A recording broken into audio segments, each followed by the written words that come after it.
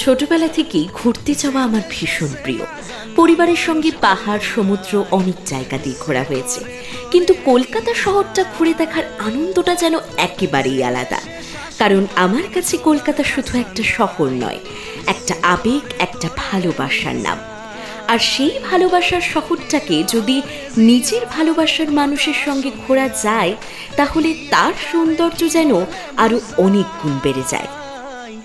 তাই দুজনেরই ব্যস্ততার মাঝখান থেকে একটা দিন বের করে পরীক্ষা শেষ হতেই বেরিয়ে পড়লাম কলকাতার পথে।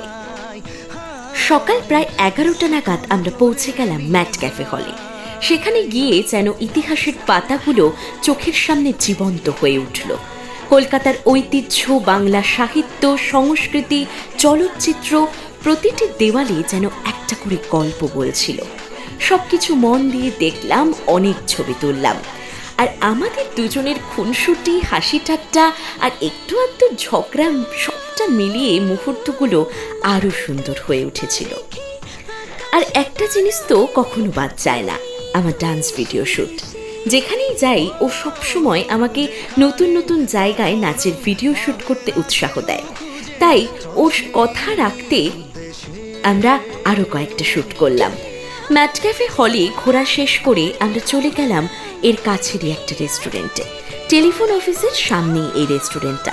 সেখানে আমরা দুপুরের খাবারটা খেলাম।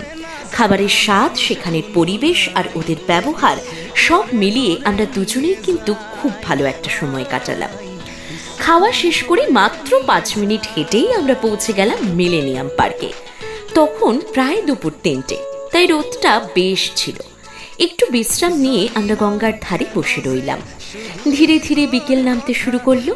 সূর্যের সোনালি আলো যখন গঙ্গার জলের উপর ঝিলমিল করছিল, তখন সেই দৃশ্যটা সত্যিই ভাষায় বোঝানো কঠিন।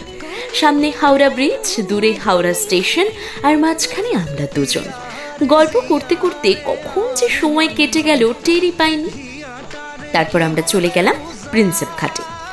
যদিও সেখানে আমরা আলাদা করে ঘোরার কোনো পরিকল্পনা করিনি। আসলে সেখান থেকেই 5:47-এর হাবড়া লোকালটা ধরে আমরা বাড়ি ফিরছিলাম, কিন্তু ট্রেনটা একটু লেট করছিল। তাই সেই ফাঁকে আমরা 2 কাপ গরম চা খেয়ে নিলাম। আসলে গরমকাল যতই থাকুক, আমাদের মতো এই চা খোরদের কাছে কিন্তু ওই আইসক্রিমের থেকে চাটাই বেশি প্রেফারেবল। তাই দিনের শেষে আমরা চায়ের স্বাদে আমাদের দিনটা কিন্তু মিষ্টিভাবে শেষ করলাম। তারপর ট্রেনে উঠে বাড়ির উদ্দেশ্যে রওনা দিলাম। আজকের এই সুন্দর দিনটার কিছু কিছু ছোট্ট মুহূর্ত তোমাদের সঙ্গে ভাগ করে নিলাম।